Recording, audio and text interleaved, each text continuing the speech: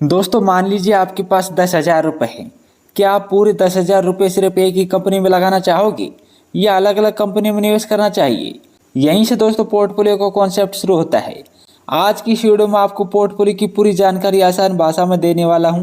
तो चलिए वीडियो को शुरू करते हैं। सबसे पहले जानते हैं पोर्टफोलियो क्या होता है।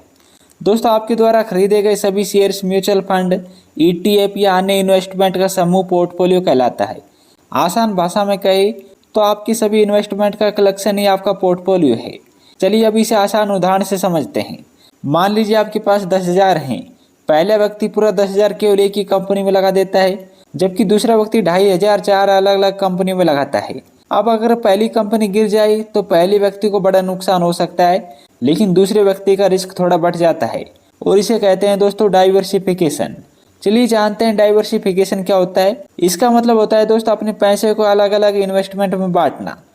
कई अनुभवी निवेशक केवल एक ही कंपनी पर निर्भर नहीं रहते, बल्कि वो पोर्टफोलियो बनाते हैं और 1,000 रुपये को भी अलग अलग कंपनियों में इन्वेस्ट करते हैं, जिससे अगर एक कंपनी में नीचे गिर भी जाती है तब भी उनको नुकसान नहीं होता, क्योंकि अगर वो 1,000 रुपये को 4 अलग अलग कंपनियों में इन्वेस्ट करते हैं और उनमें से एक कंपनी अच्छा इन्वेस्टमेंट दे देती है तो भी उनको नुकसान नहीं होता और किसी एक कंपनी से अच्छा रिटर्न मिल सकता है।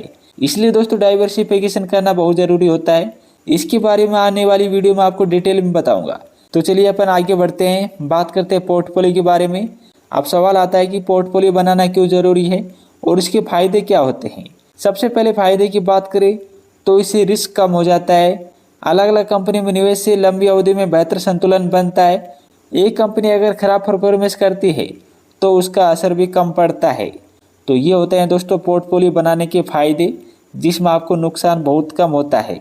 इसलिए हमेशा पोर्टफोलियो बनाना चाहिए और किसी एक कंपनी में इन्वेस्ट न करके अलग अलग कंपनी में इन्वेस्टमेंट करना चाहिए। चलिए अब जानते हैं बिगिनर से अगर आप शेयर मार्केट में हैं तो आपको पोर्टफोलियो कैसे बनाना चाहिए। अगर आप बिगिनर है तो शुरुआत में केवल सीखने पर ध्यान दें।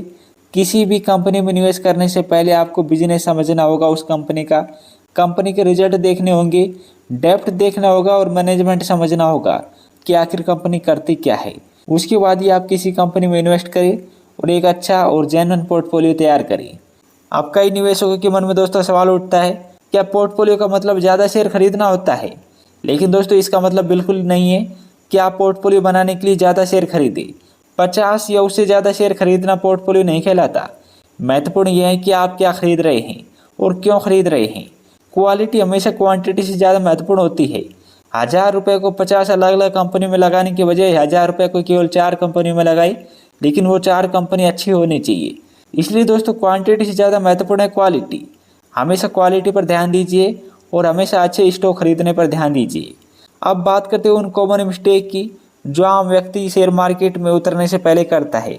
बहुत से नए निवेशक किसी दोस्त या सोशल मीडिया की सलाह पर शेयर खरीद लेते हैं, लेकिन बिना समझे निवेश करना जोखिम भरा हो सकता है। किसी भी शेयर को खरीदने से पहले समझना बिजनेस के बारे में और कंपनी को अच्छे से डिटेल में जानना बहुत ज़रूरी होता है। और दोस्तों उतने ही रुपए इन्वेस्ट करने चाहिए जो आप जोखिम उठा सकते हो। इसलिए हमेशा पोर्टफोलियो बनाने से पहले ध्यान दें कि ज़्यादा शेयर न खरीदें और अच्छे शेयर खरीदने पर ध्यान दें।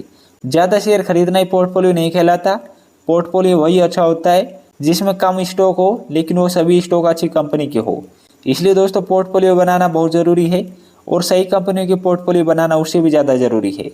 सो दोस्तों आज की इस वीडियो में हमने सीखा कि पोर्टफोलियो क्या होता है, डाइवर्सिफिकेशन क्या है, पोर्टफोलियो क्यों ज़रूरी है, बिगिनर्स को पोर्टफोलियो कैसे बनाना चाहिए और कौन सी गलतियों से बचना चाहिए। अगर आपको ये वीडियो पसंद आया हो तो प्लीज़ वीडियो को लाइक करके चैनल को सब्सक्राइब जरूर कीजिएगा। अगली वीडियो में आपको रिस्क और रिवार्ड के बारे में डिटेल में बताने वाला हूँ। सो दोस्तों शेयर मार्केट के बारे में अगर आप संपूर्ण जानकारी चाहते हैं तो ये वीडियो आपके लिए काफ़ी इंपॉर्टेंट रहने वाली है। इस वीडियो को लाइक करके चैनल को सब्सक्राइब जरूर से कर दीजिएगा। धन्यवाद।